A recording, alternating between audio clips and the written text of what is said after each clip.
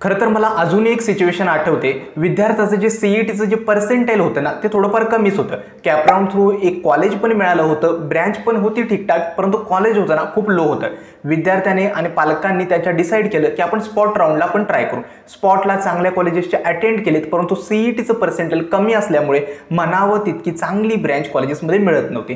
Spot round attend करताना पुण्यातल्या एका चांगल्या कॉलेजच्या, त्या कॉलेजचं नाव सांगत नाही, परंतु चांगल्या कॉलेजमध्ये स्पॉट राऊंड अटेंड करताना तिथल्या एका जवळच्याच फॅकल्टीने सांगितलं की तुम्ही आमच्या इकडे यावर्षी या ब्रँचमध्ये ॲडमिशन घ्या. ब्रँच लोवर ऑफर करत होते लाईक इलेक्ट्रिकल. त्या ब्रँचमध्ये ॲडमिशन घ्या. पुढच्या वर्षी म्हणजे सेकंड इयरला आमच्याकडे ब्रँच चेंज हा ऑप्शन असतो. मग आम्ही काय करू, जशी त्या ब्रँचमध्ये ना तुम्हाला पुढच्या वर्षी अपग्रेड करून देऊ. यावर्षी तुम्ही टोटल फी स्पॉट राऊंडची भरा आणि या ब्रँचमध्ये ॲडमिशन घ्या. आता विद्यार्थ्यासाठी सुद्धा या नवीनच होतं की एकतर आपल्याला चांगलं कॉलेज मिळतंय आणि जवळचीच फॅकल्टी विश्वासात घेऊन सांगते की तुम्हाला आम्ही ब्रँच चेंज करून देतो, आमच्याकडे ब्रँच चेंजचा ऑप्शन असतो सेकंड इयरला. मग विद्यार्थ्यांनी पालकांनी सुद्धा विचार न करता त्या कॉलेजमध्ये ॲडमिशन घेतलं. जे कॅपराऊंड थ्रू कॉलेज मिळालं होतं तिथे ॲडमिशन कॅन्सल केलं. आता सिच्युएशन अशी झाली की ज्यावेळी विद्यार्थी सेकंड इयरला गेला, तिथल्या फॅकल्टीने किंवा ज्या टीचर्सनी त्यांना सांगितलं होतं की आमच्याकडे ब्रँच चेंजचा ऑप्शन आहे, त्यांनी सांगितलं की टेक ब्रँचेसमध्ये आमच्या इकडे व्हॅकन्सीज नाही आहे. ठीक आहे, म्हणजे तुम्ही विचार करा, आपल्याकडे ऑलरेडी एक ब्रँच मिळाली होती, ती ब्रँच आपण सोडली आणि एका लोअर ब्रँचमध्ये कोर ब्रँचमध्ये आलो. तिथं नंतर आपल्याला कळालं की त्या ब्रँचमध्ये वॅकन्सी नाही आहेत. मग विद्यार्थ्याला त्याच ब्रँचसोबत राहावं लागलं. एकतर सेकंड इयरला आला होता, त्यामुळे त्याची पुढच्या वर्षीची सीईटी सुद्धा मिस झाली होती. ही सिच्युएशन आहे गेल्या 2 वर्षांपूर्वीची एका विद्यार्थ्याची, जी मला अजूनही आठवते. ही यासाठी सांगतोय की सेकंड इयरला तुम्हाला ब्रँच चेंज करून देतो, यावेळी लोअर कॉलेजमध्ये ॲडमिशन घ्या, प्रोव्हिल ॲडमिशन घेऊन ठेवा, अशा बऱ्याच गोष्टी तुमच्यासमोर आता येणार आहेत. मग त्यापासून थोडं तुम्ही सावध राहावं, यासाठी ही सिच्युएशन सांगतोय. कारण का एक गोष्ट लक्षात ठेवा, तुमचं कॉलेज तुमच्यासोबत फक्त 4 वर्ष आहे, परंतु तुमची जी ब्रँच असणार आहे ती तुमच्या आयुष्यभर राहणार आहे. जो तुमची स्किल्स मिळवणारा ती तुमच्या ब्रँचमध्ये मिळवणार. त्यामुळे ब्रँच चूज करणं ना one of the most important task असतं या सीईटीच्या कंप्लीट प्रोसेसमध्ये. आणि ते तुमच्याकडून काही चुका होऊ नयेत यासाठी आजचा हा व्हिडिओ बनवतोय की बेस्ट इंजिनिअरिंग ब्रँचेस कोणत्या. ब्रँच सिलेक्शन करताना मी 5 क्रायटेरिया दिले आहेत, जेणेकरून तुम्ही स्वतःला हे क्वेश्चन्स विचारायचे की माझा इंटरेस्ट कशाचा आहे. सगळ्या गोष्टी मी आजच्या व्हिडिओमध्ये सांगणार आहे. खरं तर आजचा हा व्हिडिओ खूप मोठा होणार आहे. हा पहिला पार्ट असणार आहे ब्रँच सिलेक्शनचा. मी काय केलंय तर एक जनरल ओव्हरव्ह्यू दिलेला आहे की विद्यार्थ्यांनी ब्रँच कशी चूज करायची. पुढचे जे व्हिडिओ असतील ना, प्रत्येक ब्रँचच्या रिलेटेड इन्फॉर्मेशन असेल, प्लेसमेंट असेल, कट ऑफ असेल, टॉप कॉलेज असतील, त्याच्यावरती बनवेल. तर सगळ्यांना नमस्कार, मी संदीप मिल्के.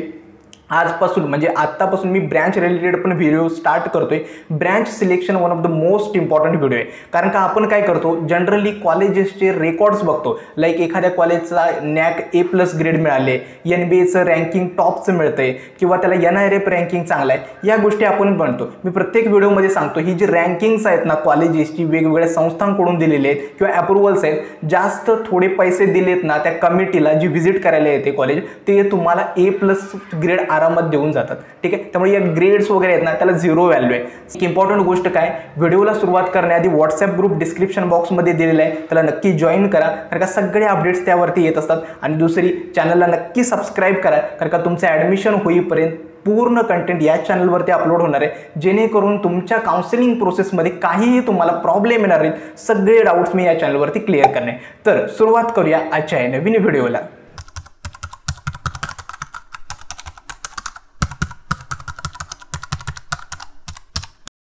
व्हिडिओच्या सुरुवातीला एक छोटीशी अनाउन्समेंट. खरं तर या सीईटीच्या कंप्लीट ॲडमिशन प्रोसेसमध्ये ना सगळ्यात जास्त तुम्हाला गरज आहे ती गायडन्सची. आणि याचसाठी ज्या विद्यार्थ्यांना पर्सनल काउन्सिलिंग बॅचसाठी एनरोल करायचं आहे, त्यांच्यासाठी आमची जी पर्सनल काउन्सिलिंगची बॅचची जी रजिस्ट्रेशन्स आहेत ती स्टार्ट आहे. तुम्ही कधीही एनरोल करू शकता. खरं तर पर्सनल काउन्सिलिंग बॅच वेगळी काय आहे आणि तुम्हाला खरंच घेतली पाहिजेत का याबद्दल सांगतो. एक म्हणजे पुढच्या 2 ते 2.5 महिन्यांमध्ये तुम्हाला प्रत्येक स्टेजला काही ना काहीतरी इश्यू येणार आहेत. रिगार्डिंग डॉक्युमेंट्स असेल, कॅपराऊंड्सबद्दल असेल, कॉलेजच्या सिलेक्शनबद्दल. त्याच्यावेळी तुमचे डाऊट सॉल्व्ह करून हे चुकीचं नाही, हे बरोबर आहे, हे सांगणार कोणीतरी तुमच्यासोबत असायला पाहिजेत. यासाठी पहिलं फीचर आम्ही देतोय ते म्हणजे काय, डाऊट सपोर्ट. जेणेकरून तुम्हाला कुठल्याही स्टेजला काही डाऊट्स वगैरे असेल ना, डायरेक्टली तुम्ही कॉल्सवरती किंवा व्हॉट्सॲपवरती आमच्याशी बोलू शकता. दुसरं असतं ते म्हणजे काय, तुमचं पर्सेंटाईल, कॅटेगरी, तुम्हाला कॉलेज ब्रँच कुठे हवे, त्यानुसार तुमची जी पर्सनल कॉलेजची जी लिस्ट आहे ना ते आम्ही तुम्हाला बनवून देतो. तीच तुम्हाला ऑप्शन फॉर्ममध्ये फिलअप करायची असते. तिसरं आहे ते म्हणजे काय, CETचे सगळे सेशन्स, म्हणजे जशी आपली प्रोसेस स्टार्ट होते, CAP registration, document verification, option form filling, CAP allotment, यानुसार आम्ही सगळ्या मुलांच्या झूम मीटिंग्स अरेंज करतो आणि विद्यार्थ्यांना फॉर्म फिलिंग कशी करायची आहे याबद्दल सगळं गाईड केलं जातं. त्याच्यानंतर चौथं असतं ते म्हणजे स्पॉट ॲडमिशन आणि इन्स्टिट्यूट लेवल सीट्स, म्हणजे ज्या कुठल्या कॉलेजमध्ये स्पॉट राऊंड स्टार्ट झालेत, इन्स्टिट्यूट लेवलचे फॉर्म स्टार्ट झालेत, त्याचे सगळे फॉर्मच्या लिंक, त्यांचे कट ऑफ सगळे तुम्हाला सांगितले जातात. किती पर्सेंटाईलच्या मुलांनी अप्लाय केले पाहिजेत याबद्दल सुद्धा गाईड केलं जातं. आणि पाचवं आहे first year engineering guidance session. ज्यावेळी तुमचं ॲडमिशन होतं त्यावेळी आम्ही गायडन्स सेशन्स अरेंज करतो, जेणेकरून तुम्हाला कोडिंग, CGPA कसा मेंटेन करायचा आहे याबद्दल तुम्हाला आयडिया येऊन जाईल. आय होप तुम्हाला पर्सनल काउन्सिलिंग बॅचचे जे फीचर्स आहेत ते मी सांगितलेत. ज्या मुलांना एनरोल करायचं आहे, डिस्क्रिप्शन बॉक्समध्ये मी रजिस्ट्रेशन फॉर्मची लिंक दिली आहे आणि काही डाऊट्स असेल ना तर मी माझा व्हॉट्सॲप नंबरसुद्धा दिला आहे, त्यावरती मेसेज करा, जेणेकरून तुमचे जे काही डाऊट्स असतील ना ते मी क्लिअर करेल. आय होप तुम्हाला पर्सनल काउन्सिलिंग बॅचबद्दल समजलं असेल. तुमच्या पर्सेंटाईलवरती कॅप राऊंड थ्रू जे काही बेस्ट कॉलेज असेल ते नक्की देण्याचा प्रयत्न करू. तर आता येतो व्हिडिओच्या मेन कंटेंटवरती की ब्रँच कशी सिलेक्ट करायची. आता पहिला पॉईंट काय आहे तर ब्रँच सिलेक्शन करताना सगळ्यात इम्पॉर्टंट आणि पहिला क्रायटेरिया काय की तुमचा इंटरेस्ट कशात आहे. आता काही मुलांचं काय असतं ना, ठरलेलं आहे की मला मेकॅनिकलमध्येच जायचं आहे, ओके. काही मुलांचं ठरलेलं आहे की मला सिव्हिलमध्येच जायचं आहे, काही मुलांना वाटतं की मला इलेक्ट्रिकल हवे, काही मुलांचं ठरलेलं आहे की मला कम्प्युटर इंजिनिअरिंगच करायचं आहे, मला चांगली प्लेसमेंट घ्यायचं आहे. मग हा एक क्रायटेरिया आहे की ज्या मुलांचा इंटरेस्ट ठरलेला आहे ना त्यांचा तरी काही इश्यूच नाही आहे की त्यांनी आधीपासूनच मला ठरवलेलं आहे की मला याच ब्रँचमध्ये जायचं आहे. आता राहिलेले दुसऱ्या प्रकारचे विद्यार्थी म्हणजेच याच्यामध्ये जवळजवळ 99% मुलं अशी आहेत की ज्यांना माहिती नाही की माझा इंटरेस्ट कशात आहे. मग एक गोष्ट सांगू का, ज्यावेळी तुम्ही 4 वर्ष इंजिनिअरिंगमध्ये येता, एखाद्या ब्रँच सोबत असता, त्यावेळी इंटरेस्ट डेव्हलप व्हायला इतका वेळ इनफ आहे. म्हणजेच मोस्टली जर तुम्हाला माहितीच नाही आहे की काय आहे या ब्रँचबद्दल किंवा याबद्दल ब्रँचबद्दल आयडिया नाही, 4 वर्षामध्ये इंटरेस्ट डेव्हलप होतो. त्यामुळे ही काळजी करू नका की मला समजत नाही आहे कुठली ब्रँच हे चूज करू वगैरे. तुम्हाला फक्त इतकंच करायचं आहे की तुमची सिच्युएशन तुम्हाला लक्षात घ्यायची आहे. माझं पर्सेंटाईल काय आहे, मला कुठली कॉलेजेस मिळू शकतात, मला जर थोडं कॉम्प्रोमाइज करावं लागते, या फक्त गोष्टी तुम्हाला लक्षात ठेवायचं आहे. इंटरेस्ट हा भाग मी बाजूला ठेवतो आणि सगळ्यात जास्त फोकस काय करायचं आहे, तुमचं पर्सेंटाईल, तुमची कॅटेगरी, तुम्हाला कोणती कॉलेजेस मिळू शकतात, ठीक आहे, चांगल्या कॉलेजमध्ये मला थोडी कॉम्प्रोमाइज करावी, या गोष्टी फक्त लक्षात ठेवायचा. हा होता पहिला मुद्दा. आता दुसरा मुद्दा जो आहे ना, सेकंड इयर ब्रँच चेंज हा एक स्कॅम आहे. मी सुरुवातीलाच व्हिडिओच्या सांगितलं होतं की मुलं म्हणतात की मी सेकंड इयरला ब्रँच चेंज करेल, असं काही होत नाही. ते खूप फॅक्टर्सवरती डिपेंड करतं. पहिला फॅक्टर काय आहे, ज्या ब्रँचमध्ये मला जायचं आहे त्या ब्रँचमध्ये खरंच वॅकन्सी आहे का हे पाहणं गरजेचं आहे. दुसरा, आपला CGPA आहे तो पूर्ण कॉलेजमध्ये फर्स्ट इयरमध्ये खूप चांगला असला पाहिजे, ठीक आहे. मग या दोन गोष्टी आहेत ना त्या अनएक्सपेक्टेड आहेत. लाईक किती CGPA येईल, तुमच्यापेक्षा किती मुलं CGPAच्या बाबतीत पुढे आहेत, या गोष्टी सांगणं डिफिकल्ट आहे. त्यामुळे ही गोष्ट तुम्ही पक्की मनामध्ये ठेवा, जी ब्रँच तुम्हाला फर्स्ट इयर इंजिनिअरिंगमध्ये मिळणार आहे तीच मला 4 वर्ष कंटिन्यू करणार आहे, ठीक आहे. त्यामुळे जर ब्रँच चेंज वगैरे आहेत ना, होते ब्रँच चेंजचे ऑप्शन्स असतात प्रत्येक कॉलेजमध्ये, परंतु ती पॉसिबिलिटी आहे ना खूप कमी आहे. ही होता दुसरा मुद्दा.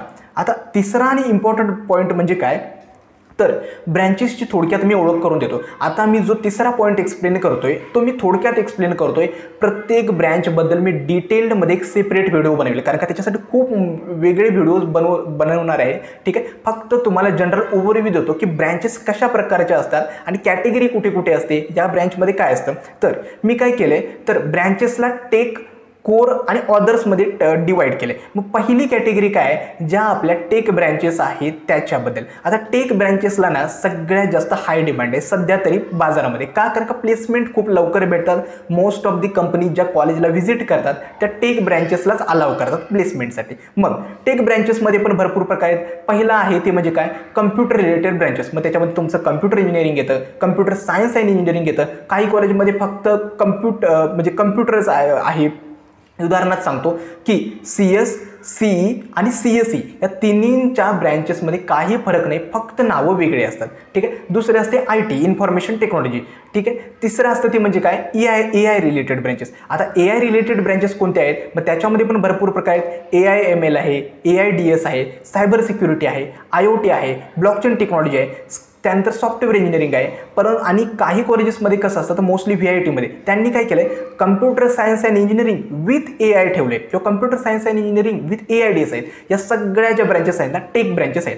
आता टेक ब्रँचेसचा जर फायदा बघायचा झाला ना, एकतर तुम्हाला जॉब ऑपॉर्च्युनिटीज ज्या आहेत ना त्या बऱ्यापैकी या कॉलेजेस या ब्रँचेसला आहेत, परंतु सगळ्यात जास्त कॉम्पिटिशन आहे ना ते याच ब्रँचेसमध्ये. उदाहरण सांगतो, ज्या कॉलेजेसचे इनटेक पहिल्यांदा कॉम्प्युटर रिलेटेड ब्रँचेसमध्ये प्रत्येकी 60 किंवा 120 होते, त्यांनी सुद्धा गेल्या 2 वर्षांपासून या टेक ब्रँचेसचे इनटेक आहे 240 ठेवले आहेत. तर म्हणजे तुम्ही विचार करा, एखाद्या कॉलेजमध्ये कम्प्युटर सायन्सचा फर्स्ट इयर इंजिनिअरिंगचा 240चा इनटेक आहे, त्याच्यामध्ये EWS TFWSच्या सीट्स ॲड होतात, सेकंड इयरला डिप्लोमाचे विद्यार्थी ॲड होतात. म्हणजे विचार करा की फोर्थ इयरला प्लेसमेंटच्या वेळी केवढे म्हणजे कॉम्पिटिशन त्यावेळी असू शकतं.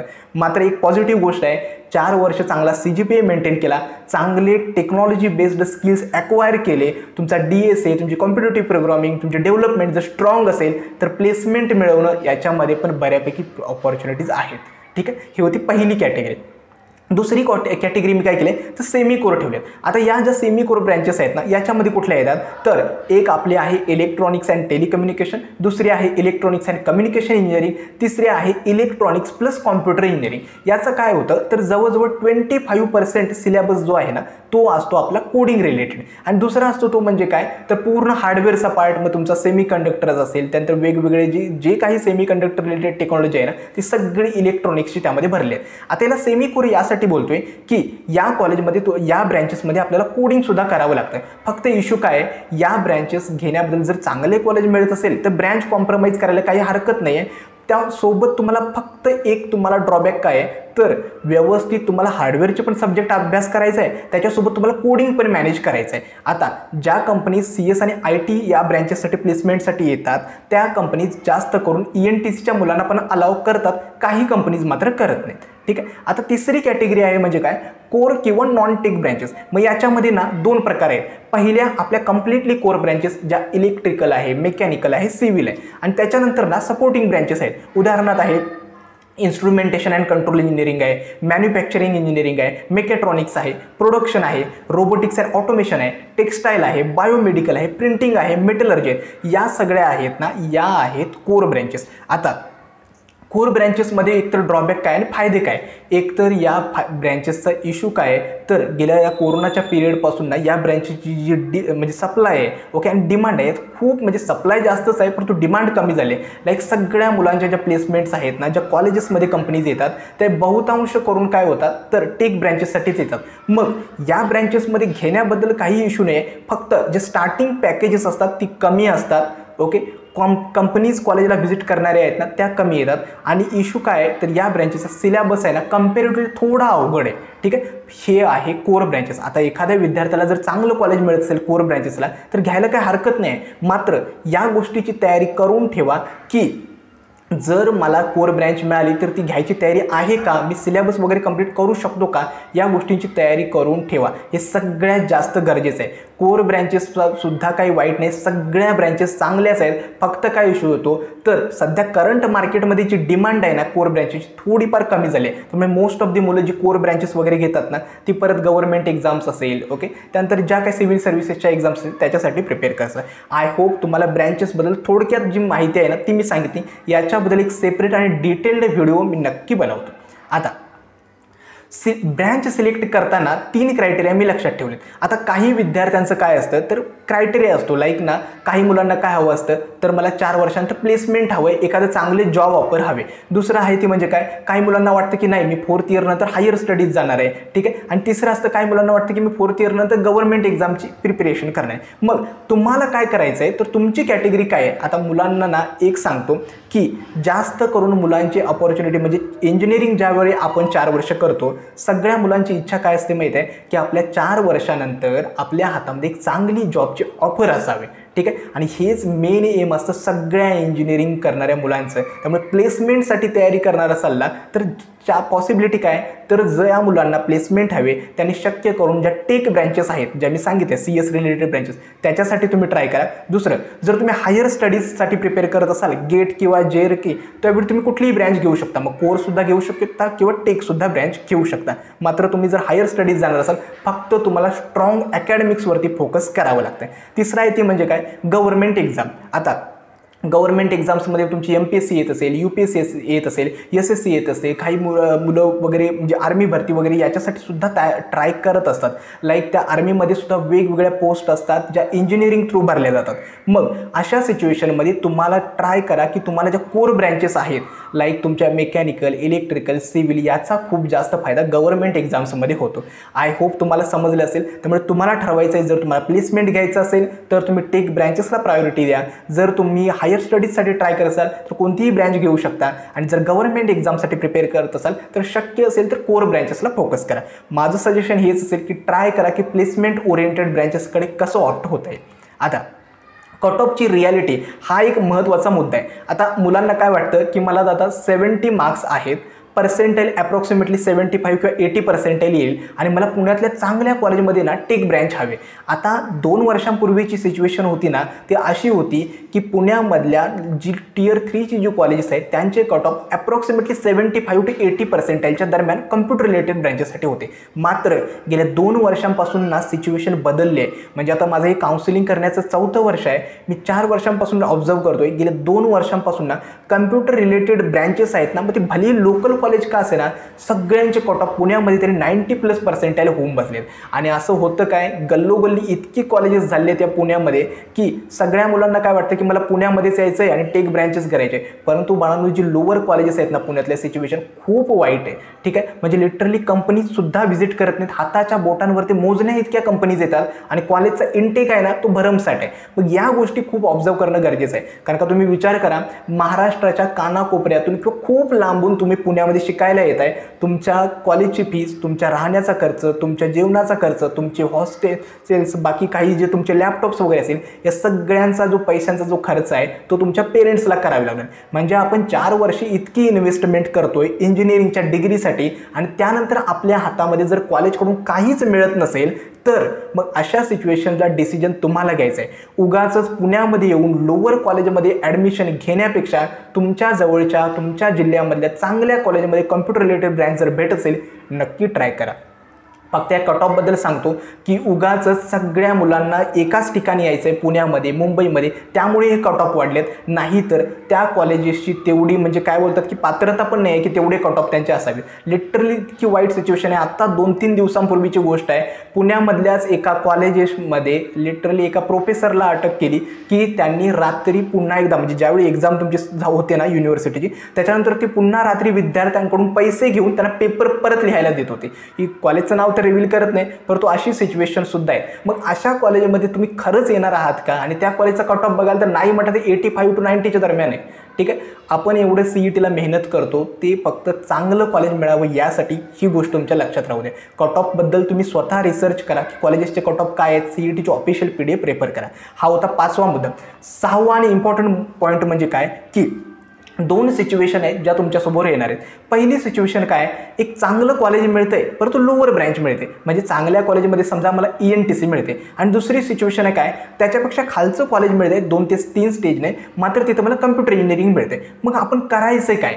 ठीक आहे, हा महत्त्वाचा आणि खूप इम्पॉर्टंट क्वेश्चन आहे. कारण का हा क्वेश्चन तुम्हाला फेस करावाच लागणार आहे. मग माझं काय सजेशन आहे, जर तुम्हाला वाटत असेल की मला चांगलं कॉलेज हवं आहे, मला चांगला क्राऊड हवा आहे. चांगलं कॉलेज म्हणजे काय असतं तर ते एक प्लॅटफॉर्म प्रोव्हाइड करतं. तिथला क्राऊड असेल, तिथली मुलं असतील तर त्या ॲटमॉस्फिअरमध्ये आपण स्वतःसुद्धा ग्रोथ म्हणजे मिळू शकतो. त्यामुळे जर तुम्हाला वाटत असेल की मला चांगलं कॉलेज हवं आहे ना, मग भलेही मला थोडी ब्रँच कॉम्प्रोमाइज करावी लागत असेल, माझी तेवढी अभ्यास करायची तयारी असेल तर तुम्ही जो चांगलं कॉलेज घेऊन लोअर ब्रँच ऑप्ट करू शकता. मात्र काही मुलांना काय वाटतं की मला ब्रँचच चांगले हवे तर मात्र तुमच्यासाठी सेकंड ऑप्शन आहे. माझं पर्सनल ओपिनियन सांगतो, म्हणजे मी हे माझं आहे ओपिनियन की माझं ओपिनियन हेच असेल की तुम्ही शक्य असेल तर ब्रँच चांगली चूज करा.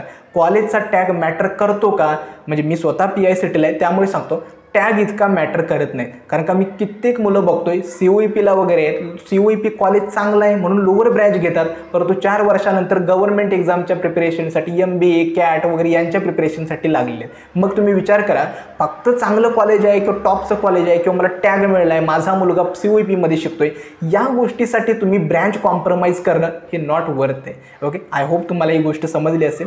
ठीक आहे, आता शेवटचा पॉईंट काय तर तुम्हाला कॉलेजचा प्रेफरन्सचा ऑर्डर कसे असले पाहिजे. माझं एक पर्सनल ओपिनियन असेल की जर मुलाला बऱ्यापैकी चांगलं पर्सेंटाईल आहे ओके आणि त्याला मिळते मला टेक ब्रँच वगैरे मिळत असेल एखाद्या कॉलेजमध्ये, तर ट्राय करा की पहिला प्रेफरन्स कम्प्युटर सायन्सला ठेवा, दुसरा IT ला ठेवा, तिसरा AI रिलेटेड ब्रँचेस असू द्यात आणि चौथा ENTC जी आहे इलेक्ट्रॉनिक्स अँड टेलिकम्युनिकेशन याला ठेवा. आय होप तुम्हाला ब्रँच सिलेक्शनबद्दल कुठले महत्त्वाचे क्रायटेरिया आहेत, तुम्हाला कुठल्या गोष्टी फॉलो करायच्या आहेत याबद्दल समजले असेल. मोस्ट इम्पॉर्टंट गोष्टी काय आहेत तर ब्रँच तुम्हाला स्वतःहून सिलेक्ट करायचे आहेत. ब्रँचबद्दल तुम्हाला समजत नसेल, सिलेबस काय आहे, प्लेसमेंट ऑपॉर्च्युनिटी आहे, सिम्पली यूट्यूबवरती सर्च करा, तुम्हाला कित्येक व्हिडिओ भेटतील त्या ब्रँच रिलेटेड आणि ते खूप गरजेचं आहे. फक्त त्या सोशल मीडियाचा उपयोग आहे ना एकमेकांना रील्स पाठवण्यासाठी करू नका, या गोष्टीसुद्धा करा, कारण का आयुष्याचे 4 वर्ष कुठल्या कॉलेजमध्ये घालवणार आहात ना हे सगळं हे आत्ताचे पुढचे 2 महिने ठरवणार आहेत. ठीक आहे, आय होप मला जे बोलायचं आहे ते तुम्हाला समजलं असेल.